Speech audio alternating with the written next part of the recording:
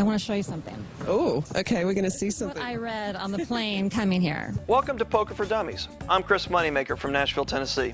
I don't know what to do. It's never easy. Poker's a landscape of probabilistic pain.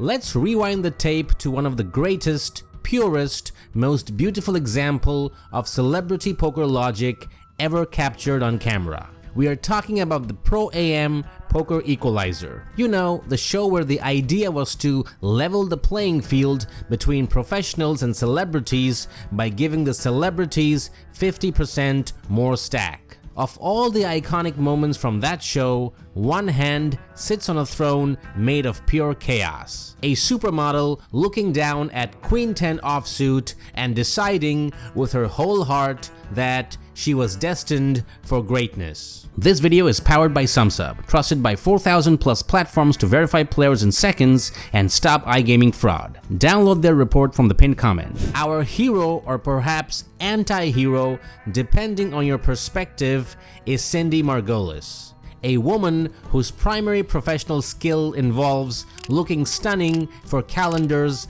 and magazine spreads. Now, I'm not saying that isn't a valuable life skill, I'm just saying it does not typically translate to reading nuanced tells or understanding implied odds. So here's the situation. Cindy has Queen 10 offsuit. The commentator says, "If at first you don't succeed, try again." Which is already foreshadowing that this is going to go badly. She limps in, fine. You can limp with Queen 10. Across the table, Phil looks down at Ace-6, a hand strong enough to cause trouble, but not strong enough to brag about. He limps in too. Howard Lederer gets a free look from the big blind with 9-5 of diamonds. The flop comes Ace-Deuce-4. Lack hits top pair, Howard picks a gut shot, Cindy connects with the board in the same way a paper airplane connects with a brick wall. Everyone checks. The turn brings an ace. Ace on the turn, Phil Lack, a monster now. Still slow playing, he checks over to Howard. Now with Phil showing weakness twice and Cindy showing weakness, Howard might take a little stab at this pot. You see a bit of apprehension though. Howard bets 16,000 into a pot of 36,000. That's a great bet. And then the action shifts to Cindy. Action on Cindy now. I don't know what to do. A normal person folds here. A brave person raises. Cindy, however, enters a state of existential paralysis. The commentators attempt to inject logic into the scene. Well, she does have Howard beat. Which, while true, is a statement roughly as useful as saying you are the tallest person in a room full of people sitting down. I don't know what to do. It's never easy. Poker's a landscape of probabilistic pain. Another lock-ism I'll have to look up. She's only looking at Howard. The real competition at the table, however, is Phil Lack, and she can't beat his hand for sure. Despite having zero showdown value, Cindy calls. Not because she has a plan, but because sometimes in poker, indecision is a form of decision. Phil Lack finally re-enters the hand. I am betting. The amount I'm betting is exactly this amount. So I'm just going to count it for a second. That's this many pinks. And now Phil comes out of hiding. And 1 second. And look at this. He's going to raise, but only to the amount that covers Cindy Margolis. Howard quickly out of the way. And one of these. And now we get to the part that makes this hand absolutely legendary.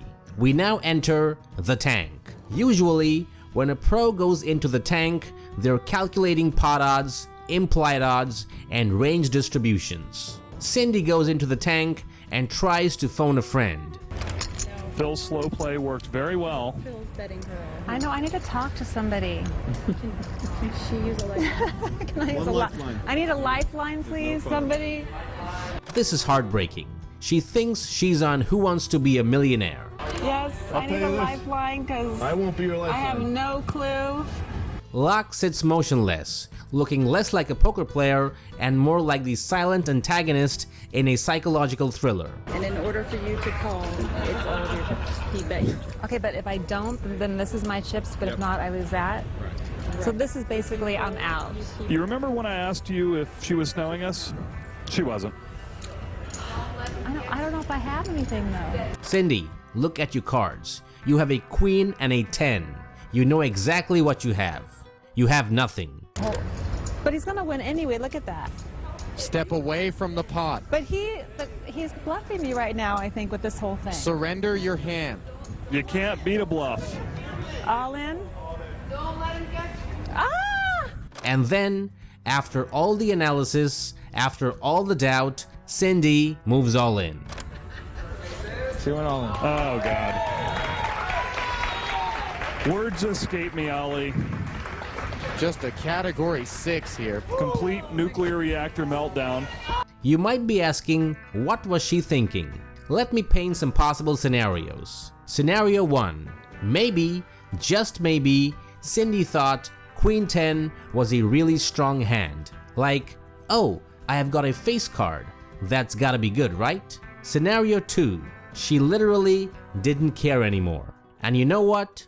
On some level, I respect this. Maybe she was just like, you know what? I'm out of here. Let me just flip this coin and see what happens. But the most likely scenario, she just does not understand poker. Which brings up the whole philosophical question, why is she even in this tournament? The show specifically added 50% more chips for celebrities to even the playing field. But then they're like, also, here's someone who apparently does not understand what a good hand is. I was the last girl standing, though. She makes a pair of queens on the river. It is not good enough. Phil Locke has eliminated Cindy Margolis. Howard going for the big hug. Oh, I'm sorry. I'm mad at you. spicy little parting shot there from Cindy. So the next time you're at the poker table and you are agonizing over a fold, just remember Cindy. Remember that she looked at a board with 2 aces, looked at her queen high, looked at a professional poker player, and shoved all in. And then remember, do not do that. Just fold. Save your chips, save your dignity, and for the love of the game, don't ask for a lifeline. In the end, I went to the audience's advice. It was the wrong one. I needed a lifeline. They weren't there for me, but next time I'm going to take down the pros, no problem. I'm just so proud of myself for even standing here and making it this far in the tournament because I do have a little secret. Yeah. I want to show you something. Oh, okay, we're gonna see something. What I read on the plane coming here. Welcome to Poker for Dummies. I'm Chris Moneymaker from Nashville, Tennessee. And that's how far I made it in this tournament. So go girl power, go Texas Hold'em, and next time I'm going to win the whole thing. You serious?